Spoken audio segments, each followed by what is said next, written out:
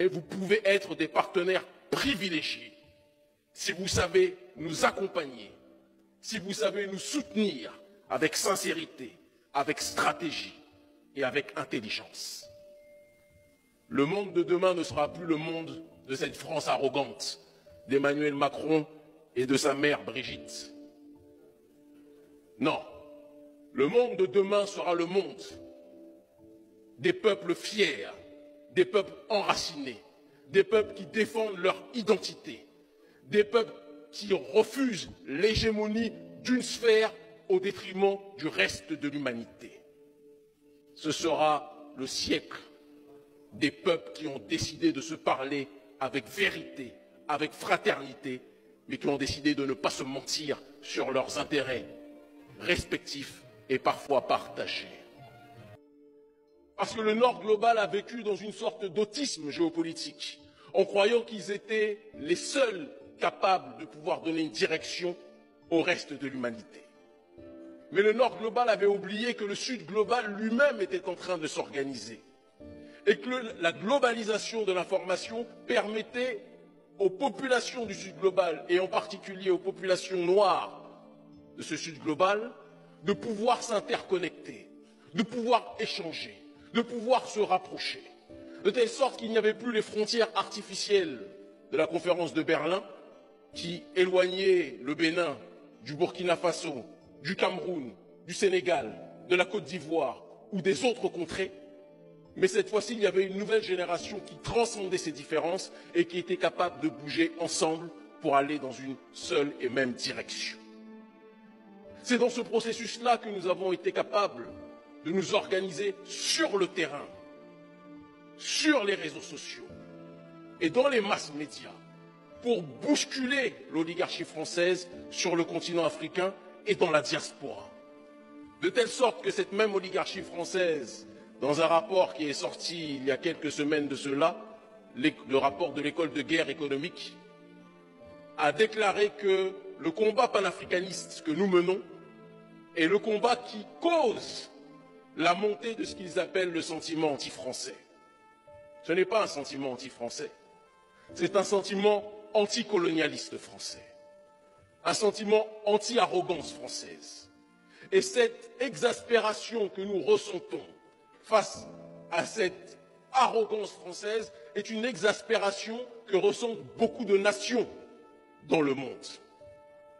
Je sais précisément, et c'est pour cette raison que je suis venu et que j'ai accepté l'invitation, soyons clairs, ne tournons pas autour du pot, je sais précisément que les autorités azéries sont agacées par cette arrogance et ce paternalisme français. Nous sommes faits pour nous comprendre. Nous sommes faits pour nous entendre. Parce que ce que vous découvrez à travers l'arrogance française, nous vivons cette arrogance et ce colonialisme depuis 5 siècles. Et donc, entre personnes qui sont persécutées, entre personnes qui sont méprisées, entre personnes qui sont combattues par ces pilleurs, par ces faiseurs de troubles, par ces semeurs de troubles, qui détruisent l'humanité mais qui font semblant de se présenter comme sauveuses, comme sauveurs de celle-ci, nous sommes faits, nous autres, pour nous entendre. Mais nous devons être clairs aussi dans l'établissement de cette collaboration. Nous ne venons pas ici à Bakou pour chercher des nouveaux maîtres, que l'on soit clair. Nous ne venons pas ici à Bakou pour chercher des gens qui nous diront ce que nous devons faire, que ce soit clair. De la même façon que lorsque nous allons en Turquie, j'y étais il y a quelques jours, de la même façon que lorsque nous allons en Russie, de la même façon que lorsque nous allons au Venezuela ou ailleurs, nous disons toujours cette seule et même réalité. Si vous cherchez en Afrique des partenaires réels pour bousculer l'oligarchie occidentale, vous avez trouvé en nous des partenaires qui relèvent de l'idéal.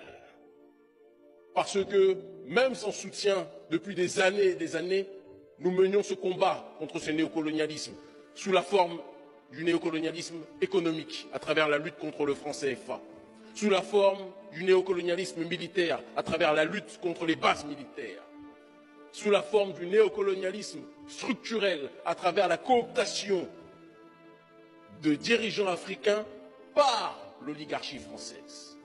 Nous menions ce combat à l'époque où aucun pays ne s'intéressait à notre lutte. Et nous menons ce combat plus que jamais aujourd'hui, à une heure où bon nombre de pays ont compris l'importance d'accompagner la résistance africaine de fond comme de forme. Je rajoute un élément qui me paraît, à mon sens, des plus déterminants pour que nous sachions exactement où nous allons. La dynamique politique et souverainiste qui est en train d'agiter une partie de l'Afrique francophone et qui est en train d'agiter une partie des territoires d'outre-mer est une dynamique qui doit être soutenue, mais qui ne doit pas être, et j'insiste sur ce point, parce que certains pays ont fait l'erreur de penser qu'ils pouvaient agir de cette façon, qui ne doit pas être orientée, manipulée, instrumentalisée ou téléguidée. Nous devons avoir un partenariat sincère et sensé. Le groupe d'initiative de Bakou est dans une dynamique de vouloir lutter contre le néocolonialisme en fonction des raisons qui sont les siennes, et nous nous rejoignons sur ce point. Mais que Bakou et que l'Azerbaïdjan comprennent que le combat que nous le menons en priorité pour notre autodétermination. Dans le mot autodétermination, il y a la nécessité de comprendre que nous nous déterminons par nous-mêmes et que nous nous libérons par nous-mêmes. Mais comme le disait Mandela, lutter contre un adversaire oppresseur ne signifie pas refuser les alliances et les soutiens de pays et de partenaires sincères d'où qu'ils viennent.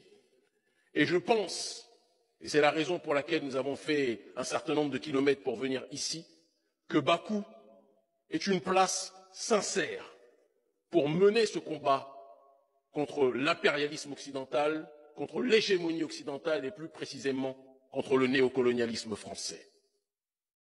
Aidez-nous, soutenez-nous, et vous verrez que ceux qui donnent des leçons aux quatre coins de l'humanité vont être balayés avec une force que vous ne pouvez pas imaginer. L'Afrique est le centre de gravité de ce monde multipolaire qui est en train d'émerger. Et vous pouvez être des partenaires